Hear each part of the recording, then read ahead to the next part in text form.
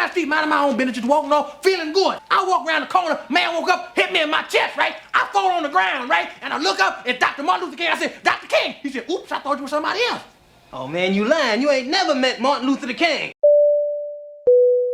You know how men always say, like, oh, women have a biological clock, like, oh my gosh, like, no, actually women don't have a biological clock, it's actually men. Pound for pound, Sugar Ray Robinson, the greatest fighter ever lived. Oh, come on, man, what about Joe Louis? Whenever we talk about biological clocks, we're always talking about a woman's biological clock, but I think we need to start talking about a men's biological clock because they're running out of time too. The Brown Bomber.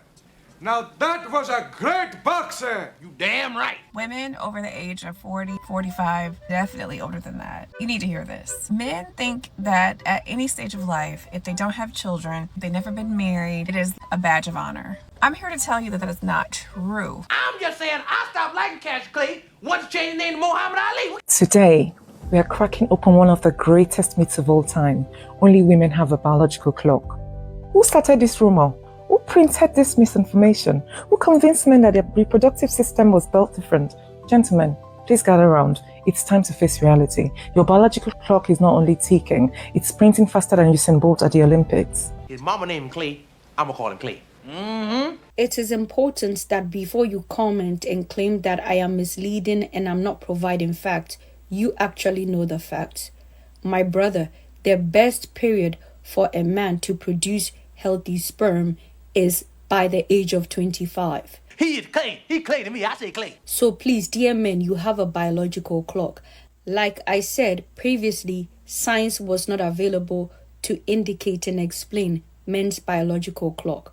But the older men get, their sperm viability and the quality of that sperm reduces.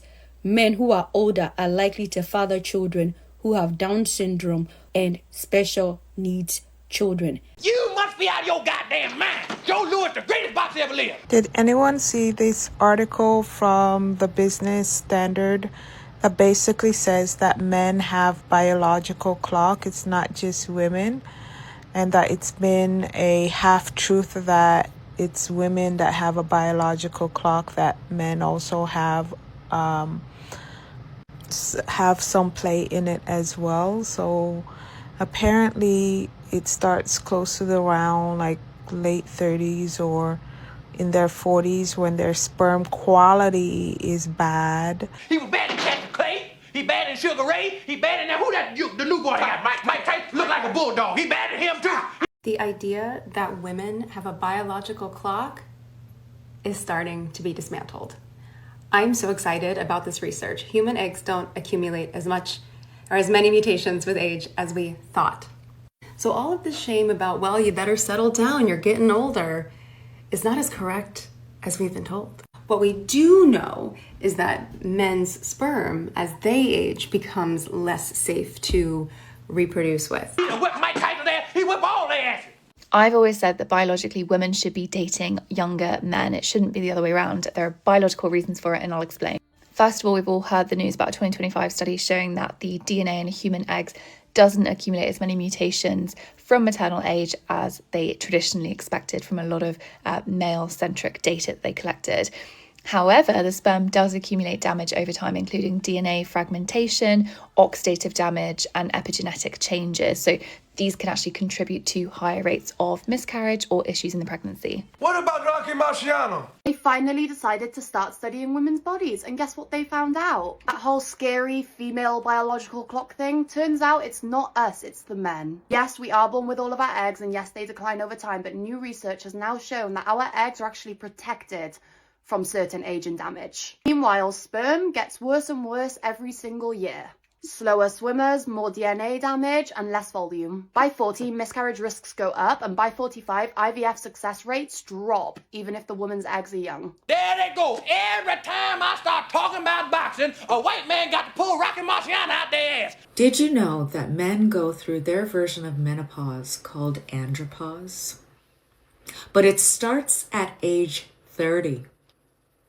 Not 40 like us with perimenopause and eventually into our 50s when menopause actually sets in.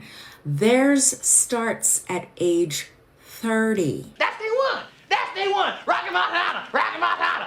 with a steady decline in their testosterone, they develop a cluster of symptoms called irritable male syndrome. He beat Joe Lewis's ass. That's right, he did whoop Joe Lewis' ass. Joe Lewis was 75 years old when he fought. I don't know how old he was, but he got his ass whooped. So all this time, we were raised to believe that we are the hormonal ones. We are the emotional ones, the irrational ones, driven by our hormones.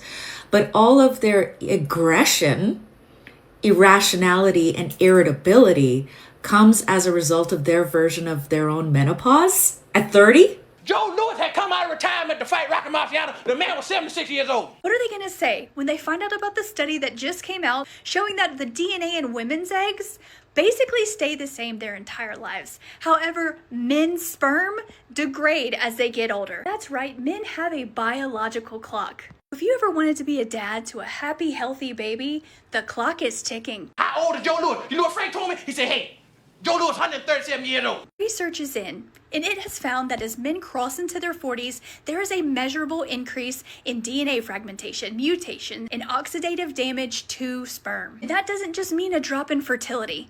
It means that men, as they get into their 40s, may still be able to conceive naturally, but it raises the risk of genetic anomalies, slower development, and even some health outcomes in their offspring. Imagine everything our ancestors went through just for scientists to finally prove not only is it the male who contributes to what the gender of the child ends up being, but the overall health, the development of the fetus, all of this can be linked back to poor sperm from the male. Oh man, you ain't never meet no Frank Sinatra. You know how men have been brainwashed in believing that they do not have a biological clock?